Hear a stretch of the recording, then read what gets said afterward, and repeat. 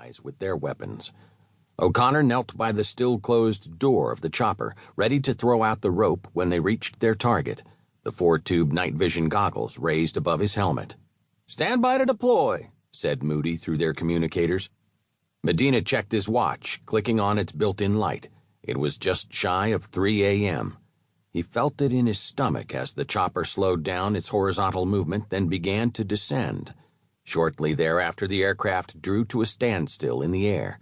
Medina slipped on his heavy gloves, flexing his hands to accommodate them to the leather. They had worn in nicely by now and didn't make his movements quite so stiff. It was a small comfort. "Go, go, go!" Sykes opened the door, letting a rush of air into the chopper. He unrolled the fast rope off the edge and went over first, tethered to Roscoe, and O'Connor went next with Boomer. Medina pulled his night vision goggles over his eyes, and the interior of the chopper was revealed from the darkness in shades of green.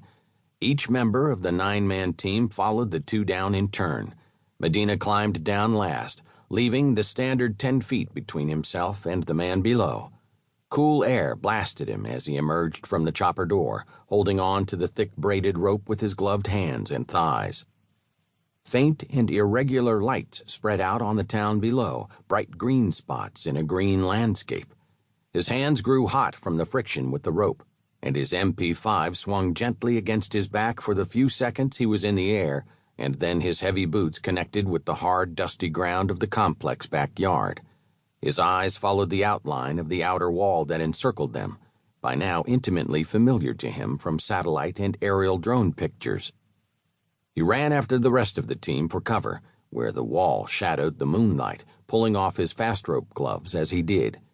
King, Sykes, and Hinton, their demolition team, had already run ahead to plant the C4 on the hinges of the back door and of the iron security gate. Medina and the remaining 5 stood by, guns against their shoulders, ready to move in, taking cover against the blast. In a flash and a puff of smoke, the gate broke loose from its hinges and crashed onto the concrete in front of it. 3 men fanned out into the downstairs floor and secured the outside while the demolition team moved on. Medina led the other 3 in a charge upstairs, where they expected to find Raza. He would have been alerted to the noise by now, but with any luck he wouldn't be able to arm himself fast enough. "Outside clear," came a voice through the communicator. "Ground floor clear," came another. Something's not right. The house was supposed to be occupied. The misgiving had barely registered in his mind when he kicked open the door to the room reported to be Raza's bedroom. Raza was not there. Instead, he saw a young man with a short beard and wild fear in his eyes. He was wearing a shalwar kameez, under which Medina recognized the familiar bulk of the suicide bomber's vest. In a split second, too surprised to act, his eyes followed the man's arm to his hand, where he was holding a detonator. Hands trembling, the young man pushed the button. Medina never heard the blast that took out his entire team. His last thought, barely formed, was of Michelle, of that lovely spot where her neck met her hair. Chapter 2. May 24th, Boston. "So, what's the story on the Raza mission?" asked Morgan, navigating the narrow streets of South Boston in his Ford Shelby GT500 Mustang. It was evening, and the sky was lead gray with overhanging clouds that, on occasion, smoldered with lightning. It had snowed lightly earlier, and then it had rained, and every time Morgan edged the car near the curb, the right tires were bogged down in thick slush. The story is, nobody knows what the hell the story is.